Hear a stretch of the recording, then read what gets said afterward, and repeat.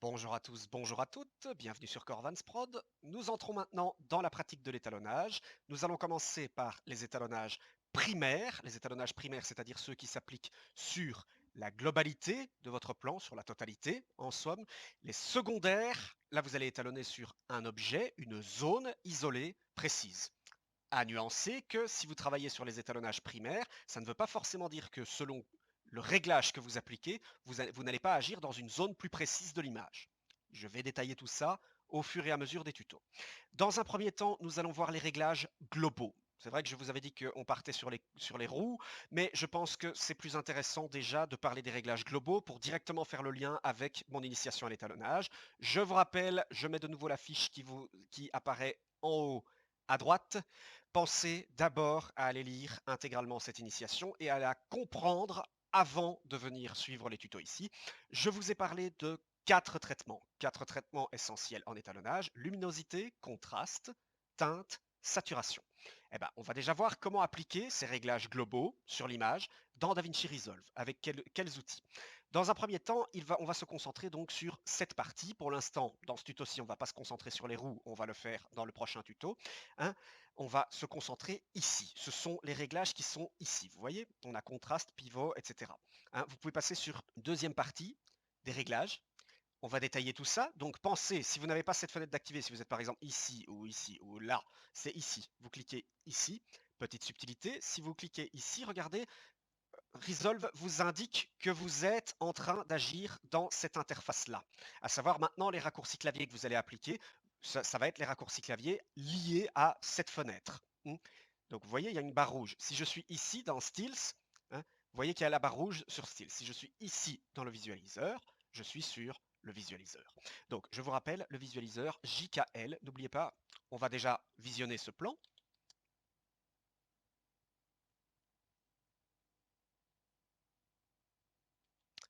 Déjà, un réglage intéressant du visualiseur, celui-ci.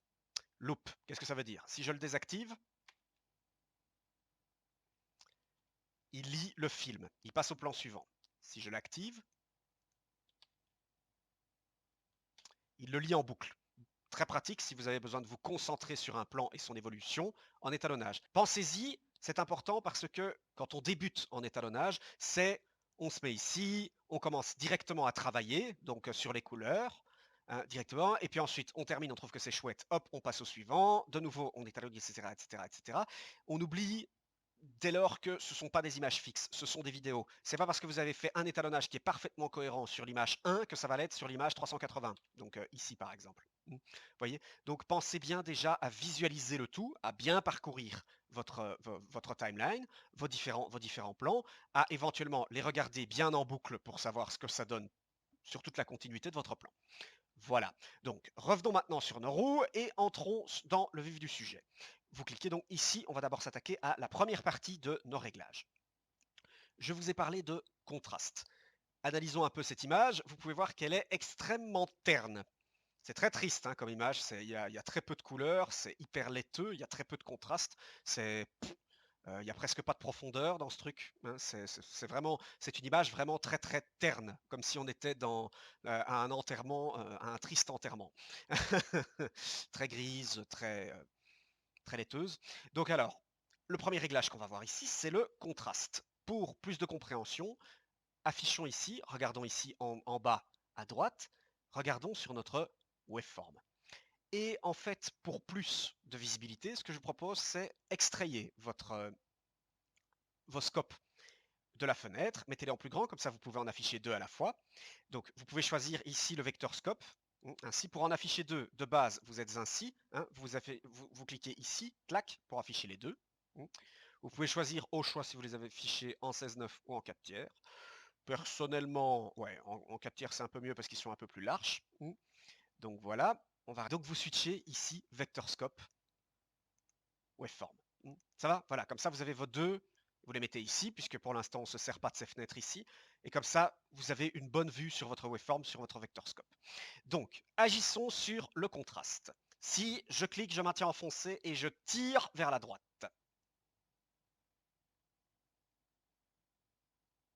Ah, ça va déjà beaucoup mieux.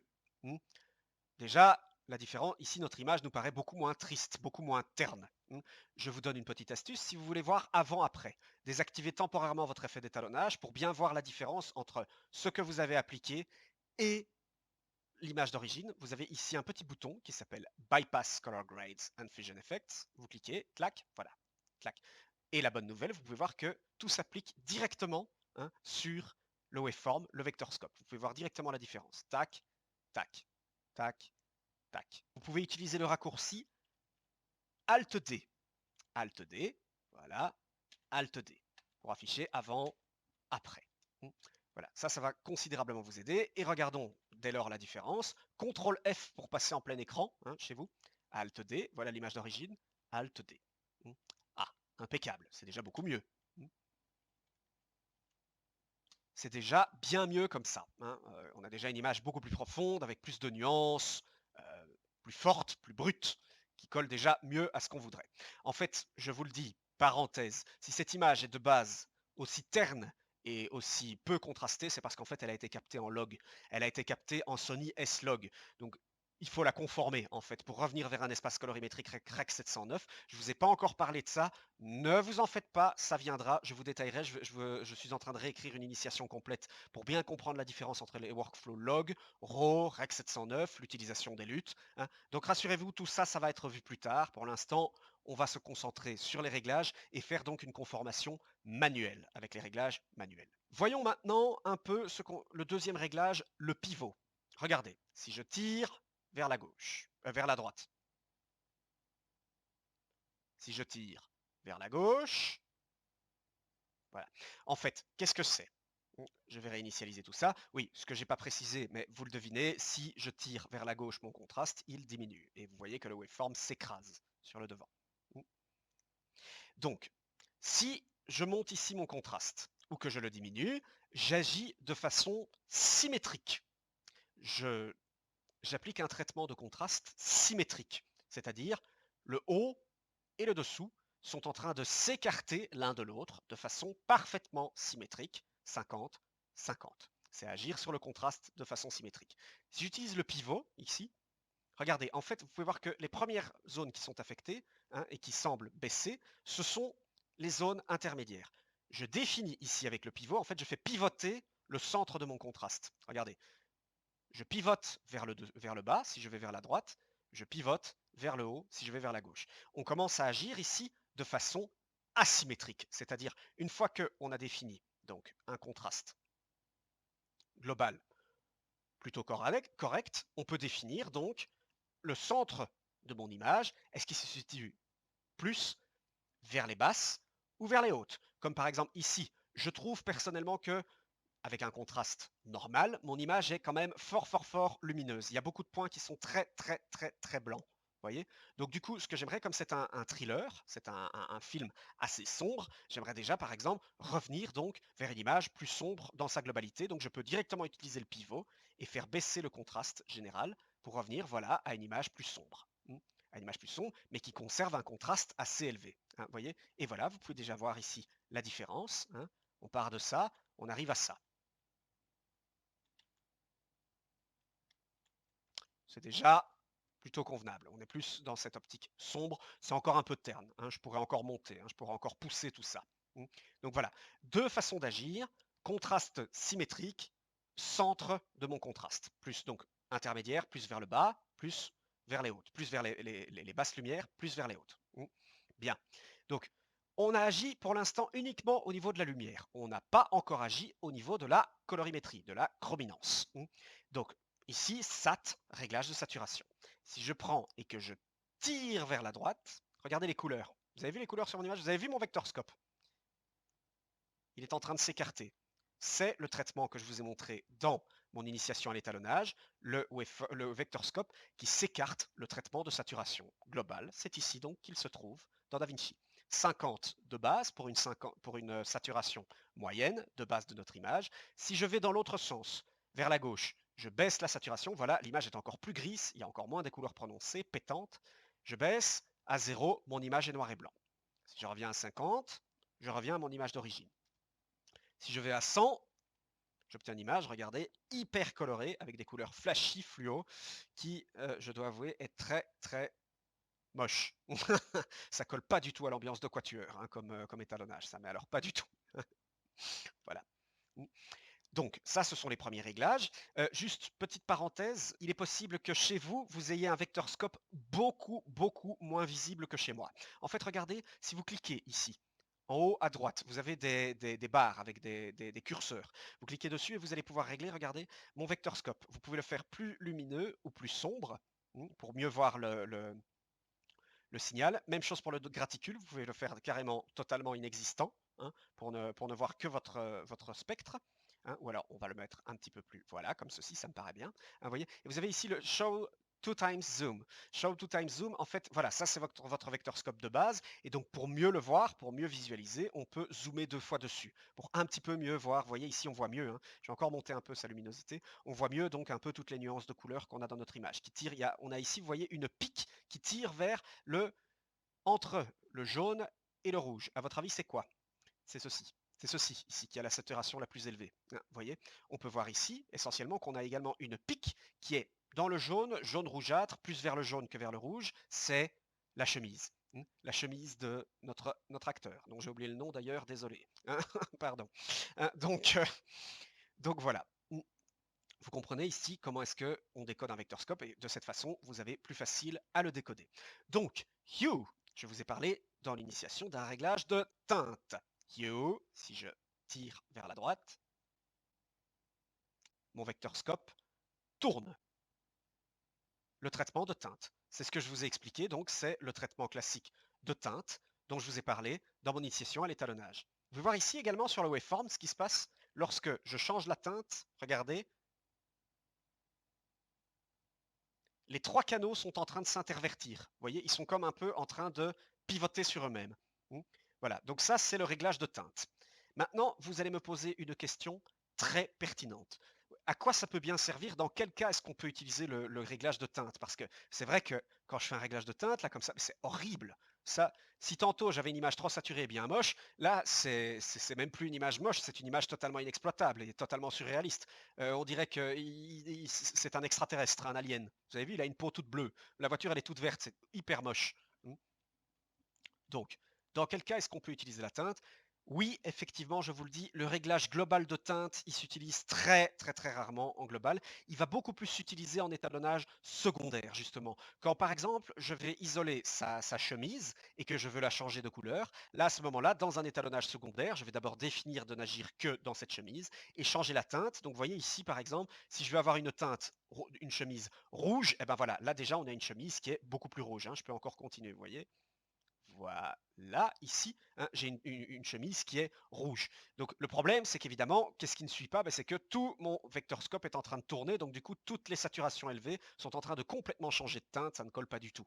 Donc ici, on va plutôt utiliser ce réglage de teinte dans des étalonnages secondaires, pas dans primaire. Mais bon, voilà, ici c'était pour l'illustration. Vous avez un exemple de ce qui fonctionne. Voilà, donc ici, vous avez la saturation, ici, vous avez la teinte, le contraste. Donc, la luminance mix, on va pas le voir dans ce tuto-ci. Parce que, en fait, si on n'utilise pas les roues, vous n'allez pas comprendre à quoi ça sert. Je vous expliquerai à quoi il sert dans le prochain tuto. Et d'ailleurs, vous allez voir que si je joue ici avec le réglage, il n'y a rien qui change. Rien du tout, en fait. C'est tout à fait normal. Hein. C'est tout à fait normal. Ça se combine, en fait, avec les roues. Je vous explique ça dans le prochain tuto. Donc alors, on va maintenant aller sur les autres réglages et voyons ce qu'on nous propose ici. Température. Qu'est-ce que la température? Si je clique et que je tire vers la droite, ça devient orange. Si je clique et que je tire vers la gauche, ça devient bleu. En fait, ça, c'est le réglage typique de température, c'est-à-dire les deux dominantes qui sont référencées, réchauffant l'image ou refroidissant l'image. Si j'ajoute une teinte rouge-orangé, je réchauffe l'image. Si j'ajoute une teinte bleue, je refroidis l'image. Pourquoi ce sont ces deux teintes qui sont référencées, normalisées, prioritaires? Parce que, première chose, c'est lié en fait à ce qu'on appelle la température de couleur.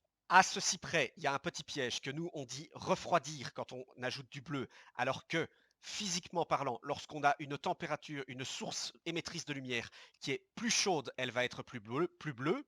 Et si elle est plus froide, elle va être plus rouge. Nous ici, on dit l'inverse, qu'on réchauffe lorsqu'on ajoute du rouge, orangé, qu'on refroidit lorsqu'on ajoute du bleu. Et donc la deuxième raison de ces deux dominantes référencées les plus couramment utilisées, c'est que ce sont des dominantes qui fonctionnent très très bien à l'œil. Pourquoi? Parce que ce sont des dominantes qu'on a l'habitude de voir. Par exemple, prenez le moment de la journée. Si on est face à midi, on a plutôt dans les objets, dans ce qu'on a sous nos yeux, une teinte blanche et assez contrastée. Si maintenant on se retrouve en soirée coucher de soleil, on a plutôt une teinte orangé avec le coucher de soleil qui se reflète. Vous voyez les couchers de soleil. Vous voyez très bien un coucher de soleil qui est plutôt rouge, orangé. C'est très joli d'ailleurs cette couleur-là. Et si on est plus la nuit ou au matin, là on a beaucoup plus une teinte bleue. Donc ce sont des couleurs qu'on a l'habitude de voir, qui correspondent à des standards visuels reconnus et qui donc flattent l'œil, fonctionnent très bien. Donc c'est pour ça qu'on a ce réglage direct de température. Donc par exemple, ici, très facile, supposez que, par exemple, nous sommes plutôt en soirée. Ce que je pourrais faire donc, par exemple, c'est monter la température pour mettre une teinte un petit peu plus orangée, baisser mon contraste et mon pivot, voilà, pour obtenir, vous voyez ici, regardez maintenant la différence. Voilà. Là, ici, on est plutôt soleil de midi, peut-être un peu en matinée. Là, ici, c'est plus une ambiance soirée. Elle est encore évidemment beaucoup trop lumineuse. Mais voilà, vous voyez donc par exemple, ça colle. Maintenant, on pourrait justement réfléchir également dans un autre sens. C'est pas forcément le moment de la journée qui va indiquer quelle température vous mettez. Ça peut être aussi l'ambiance. Si nous sommes par exemple justement sur une ambiance qui n'est pas très chaleureuse, qui n'est pas très heureuse, qui n'est pas très drôle, là justement, on pourrait la refroidir pour rajouter un peu de tension. Donc pour ça, je vais baisser la température et aller plus vers du bleu. Voilà. Ça, vous voyez, ça vous fait déjà quelque chose de beaucoup plus froid, de beaucoup plus sombre. Il faudrait encore baisser la luminosité, justement, pour que ces réglages donc, soient un petit peu plus. Mais donc voilà, là, on a plus une ambiance sombre et moins chaleureuse. Vous comprenez? Donc voilà, la température à utiliser sans modération. Déjà, avec ça, vous comprenez qu'avec la température, avec le contraste et avec le pivot, vous arrivez déjà, grosso modo, à fournir une ambiance, définir une ambiance, définir un moment de la journée sur votre plan, sur votre image. Vous pouvez voir ici qu'on est vraiment sur un plan beaucoup plus sombre et plus froid.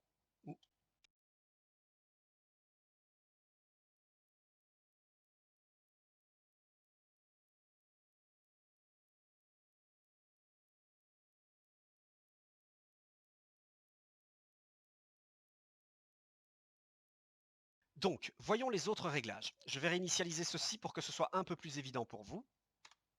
Voilà.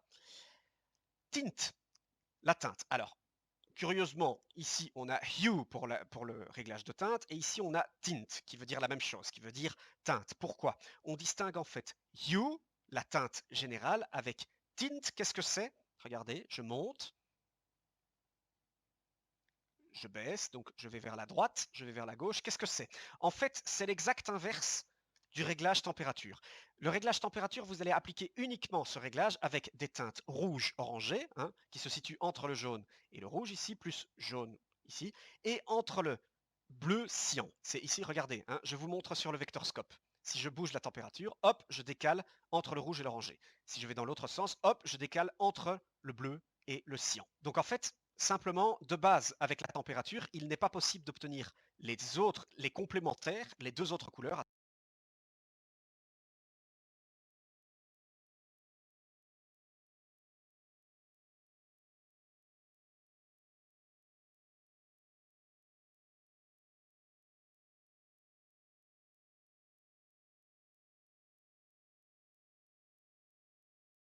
Il est beaucoup moins utilisé, ce réglage-là. Je vous laisse deviner pourquoi. Ben, c'est facile. Rouge, orangé ou bleu, on a l'habitude de voir ça, ça flatte l'œil. Mais si vous utilisez une teinte magenta, ça vous fait très vite une ambiance bordel chinois. Pute du bois de Boulogne. Excusez, je ne veux pas être grossier, pardon. Mais c'est vraiment ça, quoi. Ça vous donne une teinte flashy, fluo, fuchsia, comme ça, qui vous fait une ambiance très Barbie, qui est pas jolie jolie. Si vous allez vers le cyan bleu ou le cyan vert, ça vous donne une teinte verdâtre qui est très très très pharmaceutique, très marais, qui est pas joli non plus. Attention, est-ce que ça signifie qu'on ne l'utilise pas du tout? Bien sûr que si, on peut très bien justement aller vers des teintes magenta ou vers cyan verte pour justement un aspect artistique. Vous connaissez tous un film qui utilise justement la dominante verte pour raison artistique. Ce film, c'est The Matrix, des sœurs Wachowski. The Matrix qui utilise une teinte verte pour faire référence aux lignes de code des Amstrad quand ils sont dans la matrice.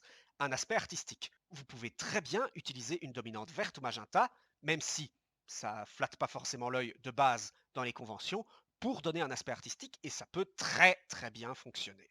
Tout à fait, vous voyez. Donc c'est juste qu'en général, si vous voulez faire un étalonnage plus conventionnel qui est agréable à l'œil, ces teintes-là vont être beaucoup moins utilisées. Vous comprenez ce que je veux dire. Voilà, je reviens. Donc alors, les Midtown Details. Alors, regardez, est-ce que vous voyez ce que c'est?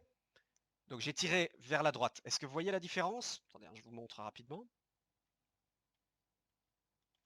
Est-ce que vous voyez ce que c'est? Si je baisse dans l'autre sens, ça va vous paraître beaucoup plus clair.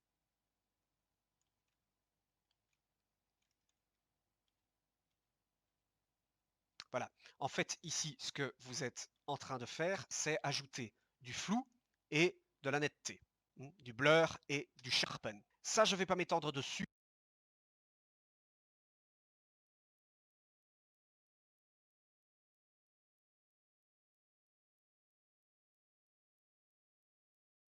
Je ne vais pas m'étendre dessus. Retenez simplement, en fait, ce qu'il y a d'intéressant. Je vous redétaillerai ça lorsqu'on parlera du blur and sharpen en détail.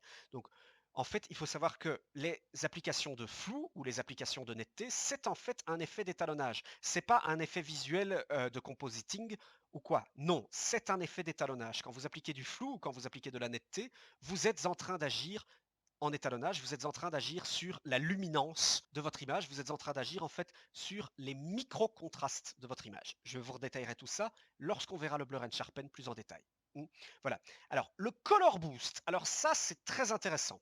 Ceux qui viennent d'Adobe Premiere, d'Adobe SpeedGrade ou de Photoshop ou d'Adobe Lightroom connaissent le réglage vibrance. Ici, voilà, c'est l'équivalent Made in Blackmagic du réglage vibrance. Qu'est-ce que c'est? Si je le monte, c'est la saturation. Je suis en train de monter la saturation. Donc maintenant, vous allez me demander, du coup, c'est quoi la différence entre Color Boost et la saturation ici? Regardez, si j'essaye de monter un peu ma saturation pour avoir plus de couleurs avec la saturation globale ici, regardez, j'obtiens un problème, c'est que rapidement, vous voyez par exemple, on a ici des arbres qui sont très saturés, très verts, et qui correspondent pas forcément à ce que je veux. Par contre, j'aime bien la saturation qui se situe dans sa veste et qui se situe dans son visage, dans ses couleurs de peau. Là, je trouve que c'est chouette. Donc du coup, là, ça va être plus intéressant. Je vais réinitialiser la saturation. Là, ça va être plus intéressant d'utiliser le Color Boost. Regardez, je vais monter légèrement le Color Boost. Voilà, regardez bien. Ah, ça fonctionne beaucoup mieux. Regardez, je vous montre la différence. Regardez, ici, ma peau, on voit bien, hein, vous voyez la saturation ici. On voit bien que la peau, la saturation de la peau de mon visage est montée. Hop, vous voyez, là il est plus terne, là il est plus coloré, hein, ça se voit. Par contre, regardez ici la chemise, regardez les arbres, ils ne bougent presque pas, pour ne pas dire pas du tout. Et vous voyez ici que on avait une saturation de bleu très légère dans les fauteuils de la voiture, regardez. Hein, hop, elle est la montée, elle se voit également. En fait, le Color Boost, vous allez monter donc la saturation, mais en partant des saturations qui sont de base les moins élevées. Quand vous avez par exemple ici une saturation peu élevée et que vous allez utiliser donc le Color Boost, vous allez monter la saturation en partant d'abord. Donc celle-ci, les saturations les moins élevées, vont monter très fort, elles vont bien plus monter que ne vont le monter les saturations très élevées de la chemise, des arbres qu'on a ici autour. Vous comprenez? Ça se voit, hein, ça se voit très fort. Ici, vous voyez que mes arbres ne bougent pas beaucoup. Ma chemise non plus, elle bouge pas beaucoup, alors que par contre, on voit bien ici que les, les fauteuils sont plus bleus, son visage est plus coloré, etc. Donc dans ce cas-ci, typiquement, vous voyez, c'est plus intéressant d'utiliser le Color Boost. À la limite, ce que vous pouvez faire également, justement, quand vous voulez récupérer des couleurs qui sont peu élevées, alors que vous trouvez qu'il y en a à côté d'objets qui sont un peu trop élevés, à savoir que ce qu'on appelle le contraste de couleurs, hein, vous avez le contraste luminique blanc-noir, vous pouvez avoir un contraste de couleur aussi élevé, à savoir des objets qui sont très très verts, d'autres qui sont très très rouges, hein. Typiquement ici on a un contraste de couleur assez élevé entre nos verts et nos jaunes rouges qu'on a ici. Et ben donc alors ce qu'on pourrait faire, je vais revenir ici sur le pan, je vais baisser la saturation globale pour baisser en fait globalement la forte saturation de mes verts ici, de ma chemise. Et donc je vais revenir après ici dans Color Boost et je vais remonter le Color Boost pour rééquilibrer les couleurs, justement, vous voyez? Voilà, en partant des plus faibles. Et voilà, ici on a quelque chose, vous voyez, qui commence à me plaire. Voilà, vous voyez? Nos verts ici, ils bougent presque pas. Notre jaune ici ne bouge presque pas. Par contre, notre bleu, notre visage, lui, il est beaucoup plus coloré. Voilà. Vous comprenez le principe. Très utile le Color Boost, hein, réglage vibrant sur Photoshop, très très très utile. Il nous reste que Shadows et Highlight. On revient sur la luminance. Donc ce que je vous ai montré ici, c'est on applique un contraste, on fait pivoter ce contraste, à savoir par rapport à son centre, on définit le centre des intermédiaires plus vers le haut, plus vers le bas, hein, vous comprenez. Donc ici maintenant, eh ben, vous allez pouvoir en fait agir les shadows, vos ombres. Donc vous avez défini ici une zone avec le pivot, une barre donc d'intermédiaire par ici. Donc ici, le shadows, vous baissez ou vous montez dans cette zone ici que vous avez définie vos basses lumières, votre zone de basse lumière. Le highlight, ici, vous montez ou vous baissez votre zone de haute lumière. Donc déjà, avec ça, avec ces trois réglages, contraste, vous faites un contraste symétrique. Pivot, vous définissez un ancrage, l'ancrage principal intermédiaire de votre contraste. Et ici, donc, vous déterminez ensuite, ici, la valeur interne des zones claires et des zones sombres. Donc, du coup, vous pouvez maintenant agir de façon asymétrique. Avis personnel, je n'utilise pour ainsi dire quasi jamais, pour ne pas dire jamais, ces deux réglages-là, ainsi que le pivot, moi je ne m'en sers pas du tout. Plutôt que ça, j'utilise directement les roues. Donc vous allez voir dans le prochain tuto comment créer un contraste asymétrique directement avec les roues et vous verrez que c'est beaucoup plus évident et beaucoup plus simple à comprendre que ces trois réglages-là, hein, pivot, shadows et highlight. Et c'est plus utile.